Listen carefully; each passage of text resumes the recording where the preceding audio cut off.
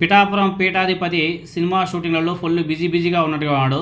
ఆయనేమో సినిమా షూటింగ్లో ఫుల్ బిజీగా ఉంటే ఇక్కడ ఆంధ్రప్రదేశ్లో ఏమో తెలుగుదేశం పార్టీ నాయకులు గుళ్ళు గోపురాలన్నింటిని కూడా కూలదోసేసి ఆ స్థలాల్ని కబ్జా కూడా చేసేస్తున్నారు. మరి మన పీఠాధిపతి ఇప్పటివరకు దాని మీద రెస్పాండే అవ్వలే. తెలుగుదేశం పార్టీ కూటమి నాయకులు చేస్తున్నటువంటి అరాచకాలు అన్నీ కాదు. శ్మశాన వాటికలను కబ్జా చేశారు, ఆర్మీ వాళ్ళ భూముల్ని కబ్జా చేసేస్తారు, విదేశాల్లో ఉన్నటువంటి ఎన్ఆర్ఐల భూములు కూడా ఆంధ్రప్రదేశ్లో కబ్జా చేసేస్తారు. ఏ ప్రదేశాన్ని కూడా వదలడం లేదు. ఈ తిరుపతి, తిరుచానూరు ఈ సరౌండింగ్స్లో అయితే ఇంకా ఎక్కువ. మొన్న జనసేన పార్టీకి సంబంధించినటువంటి ఒక ఎన్ఆర్ఐ సానుభూతిపరుడు అతని భూమిని కూడా కబ్జా చేశారు తెలుగుదేశం పార్టీ వాళ్ళు. లబో దిబోం అని చెప్పేసి మొత్తుకున్నాడు, అయినా కానీ నో రెస్పాన్స్. ఇప్పుడు ఈరోజు తిరుచానూరులో తెలుగుదేశం పార్టీ గూండాలు రౌడీజానికి దిగారు. తెలుగుదేశం పార్టీ ఎమ్మెల్యే పులివర్తి నాని అనుచరులు ఒక ఆలయాన్ని కూల్చివేశారు. తిరుచానూరు వారాహి అమ్మవారి గుడిని రాత్రే నేలమట్టం చేశారు తెలుగుదేశం పార్టీ నాయకులు. ఆ ఆలయం యొక్క ఆనవాళ్ళు కూడా లేకుండా స్వర్ణముఖి నదిలో కలిపేశారు. తర్వాత తెలుగుదేశం పార్టీ నేత కిషోర్ రెడ్డి ఆ ఆలయ భూమిని కూడా కబ్జా చేశారు. వీళ్ళ ప్లానింగ్ చూడండి ఎంత బాగుందో.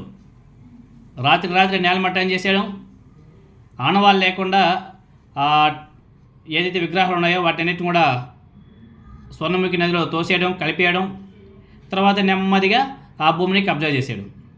తెలుగుదేశం పార్టీ నాయకుడు కిషోర్ రెడ్డి ఆ ఆలయ భూమిని కూడా కబ్జా చేశాడు. గుడి ఆనవాళ్ళను హిందూ సంఘాలు స్వర్ణముఖి నది నుంచి బయటికి తీశాయి. హిందూ సంఘాలను అడ్డుకున్నారు మన కూటమి పోలీసులు. విగ్రహాన్ని తీసుకుపోయారు. తెలుగుదేశం పార్టీ నేత కిషోర్ రెడ్డి అదేవిధంగా పోలీసుల తీరు మీద హిందూ సంఘాలంతా కూడా మండిపడుతున్నారు. వాళ్ళ ఆగ్రహం కూడా వ్యక్తం చేస్తున్నారు, ఆందోళన చేపడుతున్నారు. ఆందోళనకారుల్ని అరెస్ట్ చేశారు పోలీసులు. అరెస్ట్ చేసి పోలీస్ స్టేషన్ కూడా తీసుకెళ్లారు. అయ్యా అక్కడ టెంపుల్ ఉంది, అక్కడ గుడి ఉంది, విగ్రహం ఉంది, దాన్ని కూల్చేశారు, దాన్ని కలిపేశారు, ఆ భూమిని కబ్జా చేశాడు పలానా తెలుగుదేశం పార్టీ నాయకుడు అని చెప్పేసి వాళ్ళంతా కూడా అరిచి గోల పెడుతుంటే అతని మీద ఎంక్వైరీ వేసి విచారణ చేసి తప్ప ఒప్ప అనేసి తెలియజేయకుండా ఉల్టా ఎవరైతే అడిగారో వాళ్ళ మీద కేసులు పెట్టి వాళ్ళని పోలీస్ స్టేషన్కి తీసుకెళ్ళారు. ఇది మరి ఏపీ బీజేపీ నాయకులకి తెలీదా? ఆయన ఒకడు ఉంటాడు తిరుపతిలో, భానుప్రకాష్ రెడ్డి, బీజేపీ నాయకుడు. పాపం ఆయనకి తెలియదేమో, లేకపోతే తెలిసి నాటకాలు ఆడుతున్నాడు, సైలెంట్గా ఉన్నాడే. ఇప్పటివరకు నోరు కూడా తెరవలేదే, భలే మాట్లాడుతూ ఉంటాడు.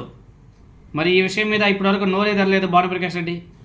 అదేవిధంగా ఏపీలో ఉన్నటువంటి బీజేపీ మహానాయకులు ఉన్నారు కదా, తర్వాత బీజేపీకి సపోర్ట్ చేసే మన సనాతన ధర్మకర్త పవన్ కళ్యాణ్ గారు, పిఠాపురం పీఠాధిపతి గారు, మరి ఆయన ఎందుకు నోరు ఇప్పటివరకు తెరవడం లేదో మనకైతే అర్థం కావడం లేదు. గుళ్ళు కూల్చేస్తారు, భూములు కబ్జాలు చేసేస్తారు, అయినా కానీ నో రెస్పాన్స్, ఎవరు కూడా నోరు తెరవరు. పవన్ కళ్యాణ్ గారు ఫుల్ బిజీగా ఉండాలి సినిమా షూటింగ్లలో, అయిపోయిన తర్వాత వస్తారేమో, అయినా కానీ పవన్ కళ్యాణ్ గారు నోరు అయితే తెరవడు కదా. అదే ఏ వైసీపీ నాయకుడు కానీ చేసి ఉంటే నా సమయంగా ఈ సమయానికి అట్టే దేశవ్యాప్తంగా మొత్తం ఒక రచ్చ చేసేసేవాళ్ళు. ట్వీట్లు అనేసి పెద్ద వాళ్ళు ఆర్టికల్ రాసేవాళ్ళు, ఇల్లు మీడియాలో డిబేట్లు, అబ్బో నా సమయంగా ఎరగదీసేసేవాళ్ళు. చేసిన తెలుగుదేశం పార్టీ నాయకుడు కాబట్టి గప్చిప్పుగా సైలెంట్గా పోలీసుల ద్వారా అణచివేతకు అప్పుడే ప్లాన్ కూడా చేసేశారు.